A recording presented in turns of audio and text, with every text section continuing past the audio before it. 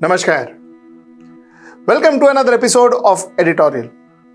Today, I want to speak to you about Rahul Gandhi's speech in the parliament. Rahul Gandhi was actually replying to the budget that the finance minister presented. His speech predominantly was talking about the budget. We spoke a lot of things. Let's get right into the show. Let's talk about what Rahul Gandhi spoke. Now, Rahul Gandhi spoke a lot of things. He spoke about Chakravyuh and Lotus and all, which I don't want to get there. But I think one very important statement that Rahul Gandhi made was this. Just hear it. Speaker sir, the Chakravyuh that has captured India has three forces behind it. First is the idea of monopoly capital, that two people should be allowed to own the entire Indian wealth. So one element of the Chakravyuh is coming from the concentration of financial power. The second element, sir, मैं budget को explain कर रहा हूँ, sir. मैं आ रहा हूँ, वहीं आ रहा हूँ, sir. So one element is financial power. The second element is the institutions, the agencies, CBI, ED, Income Tax Department of this nation. And the third is the political executive. Speaker, sir, these three together are at the heart of the Chakravyuh. And they have devastated this country.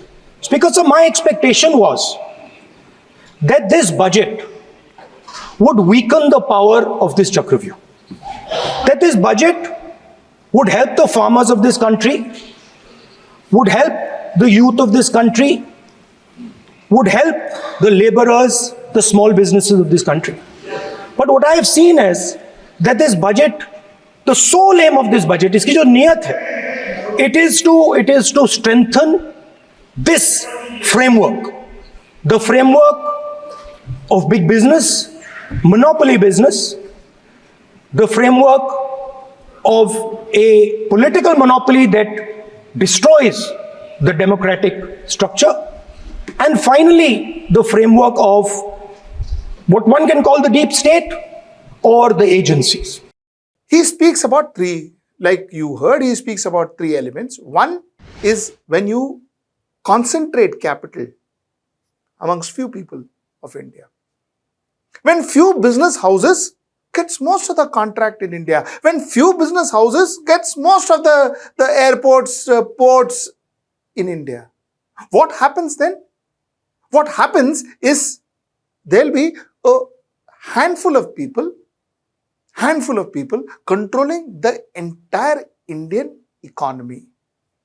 There will be a handful of people, therefore, controlling yours and my life. There will be a handful of people, along with the politician, can tomorrow actually dominate, run our lives for us.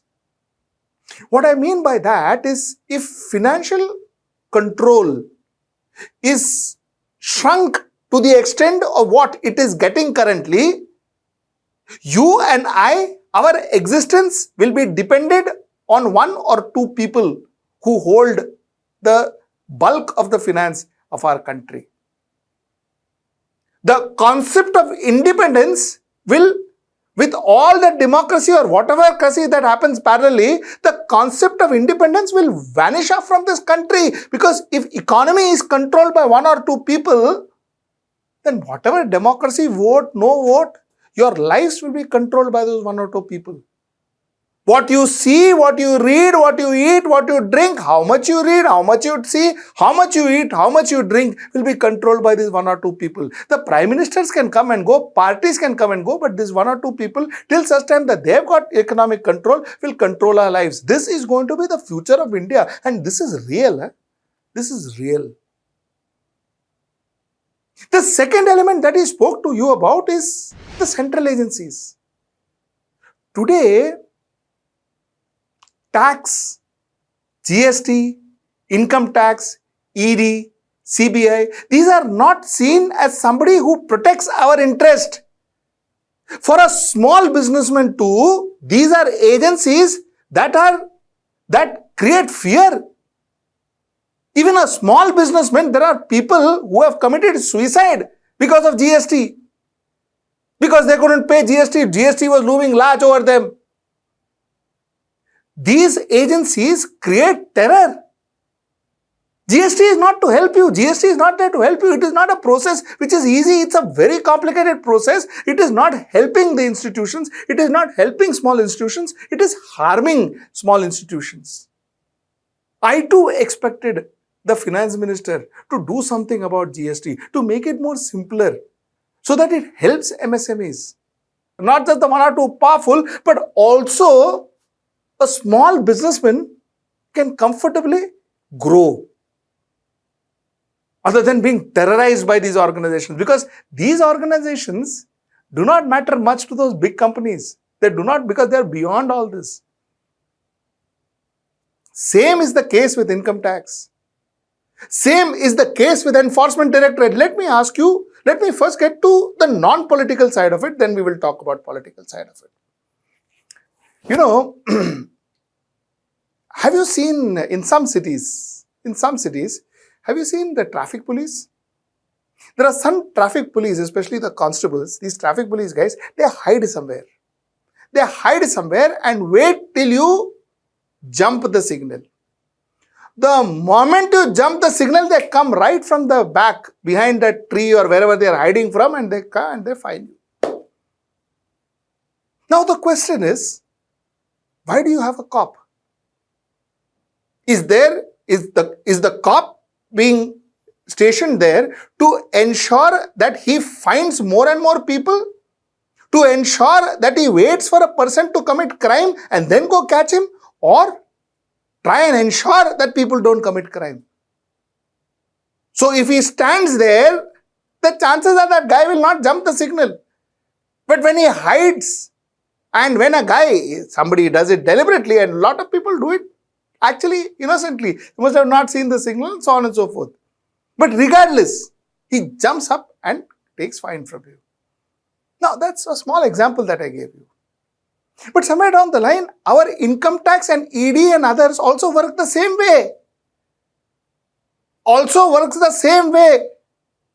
You see, if I am dealing with a foreign body, if I am dealing with a foreign company, and when in my deal, if my deals are presented to Enforcement Directorate before the deal is concluded, before I get the money, and they give me a clearance saying that, okay, we found the deal to be okay, now take the money, and I take the money, chances are I will never go wrong.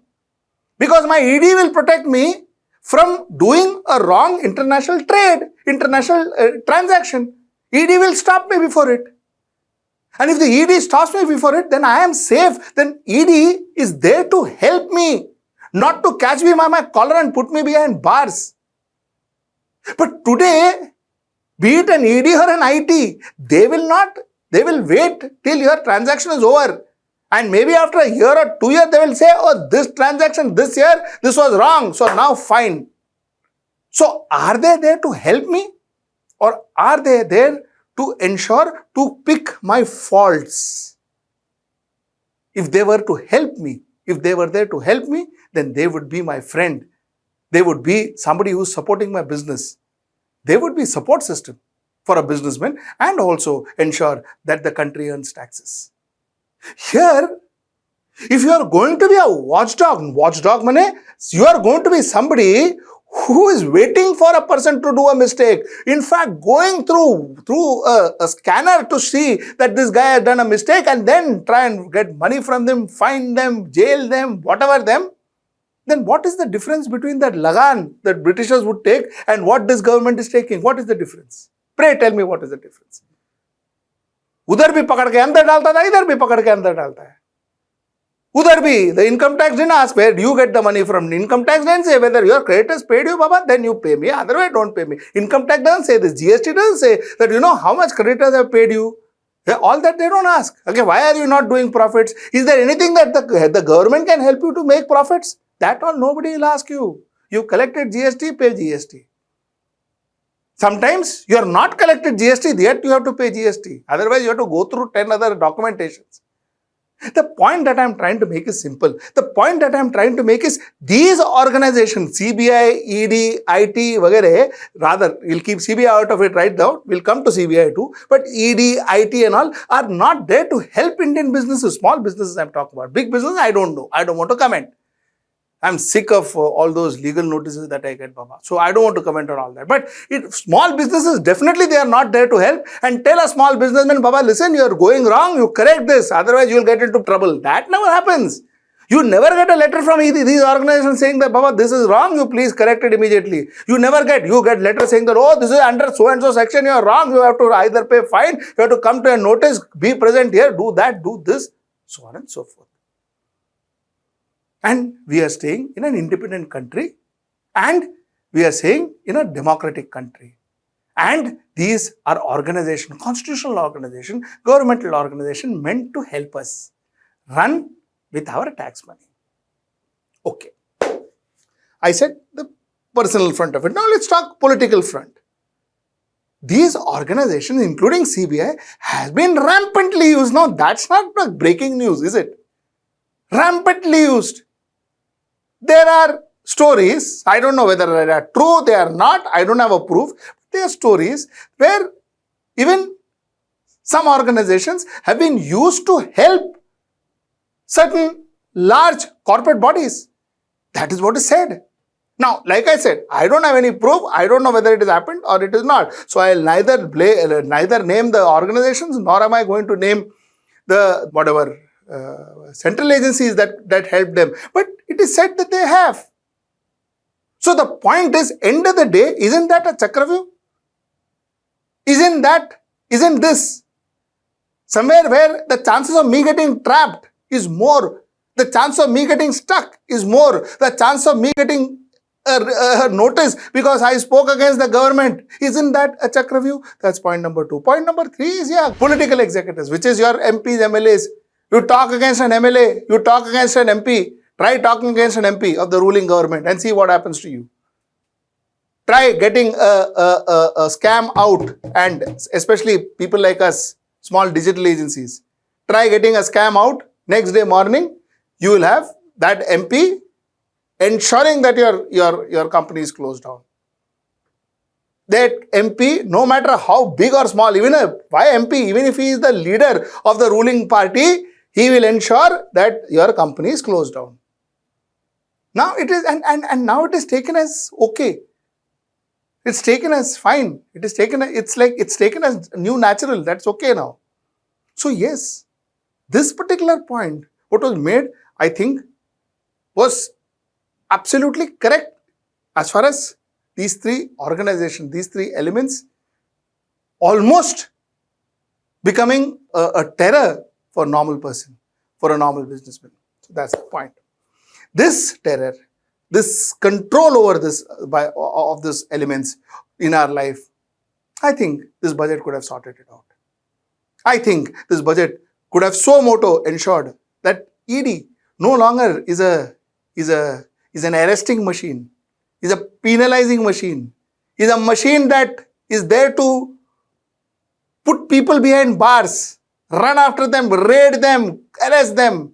ED would be an organization that should help people to walk the right path. That is what ED should be. That is what IT should be. IT and ED should not be seen as a businessman's enemy. They should be seen as a businessman's friend. That is what I expected from this budget. So to that extent, I agree to it. And of course, politicians and political power being used rampantly, there is no debate on that. But then here, let me also tell you, while all this I agree to, ED has not been started by Bharatiya Janata Party. Let me have that footnote. ED was not started by Bharatiya Janata Party. ED was started by Congress, and it was Mr. Chidambaram who gave all the emphasis to ED, And the first person to go to that new jail that he built for ED was him. That too is a fact. So, okay, that's point number 1. Point number 2. There is this halwa ceremony before the budget. halwa ceremony, normally it is a tradition. It's a tradition that they do, and Rahul Gandhi says that no, see the photograph, there was only upper caste. I don't see an Adivasi, I don't see a Dalit. Sir photo दिखाना गलत नहीं है sir, आपकी permission लेके permission नहीं है आपको। Sir मैं ये फोटो दिखाना चाह रहा हूँ, नहीं सर मैं समझाना चाह रहा हूँ, नियम के तहत परमिशन नहीं है माननीय। अच्छा सर मैं ये फोटो समझाना चाह रहा हूँ सर, इसमें ये जो बजट का जो हलवा है सर ये बट रहा है, और इस फोटो में सर मुझे एक ओबीसी अफसर नहीं दिख रहा, एक आदिवासी अफसर नहीं दिख रहा, एक दलित अफसर नहीं दिख रहा मुझे। ये हो क्या रहा है सर देश का हलवा बट रहा है सर, और इसमें 73% का एक है ही नहीं सर। ये आप लोग हलवा खा रहे हो और बाकी देश को हलवा मिल ही नहीं रहा है। I do not agree to this. I do not agree to all this. You see, the previous government was trying to, or is trying to, divide this country on the basis of religion. And now I see Rahul Gandhi attempting to divide this country on the basis of caste. The biggest thing about Rahul Gandhi, which I kind of became a huge fan of his, is that concept of नफरत की बाजार में मोहब्बत की दुकान। नफरत के बाजार में मोहब्बत की दुकान खोल रहा हूं।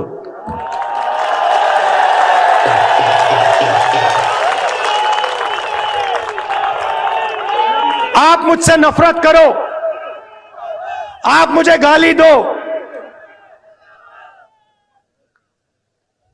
ये आपके दिल की बात है। आपका बाजार नफरत का, मेरी दुकान मोहब्बत की। You see, this country needed brotherhood, this country needed love.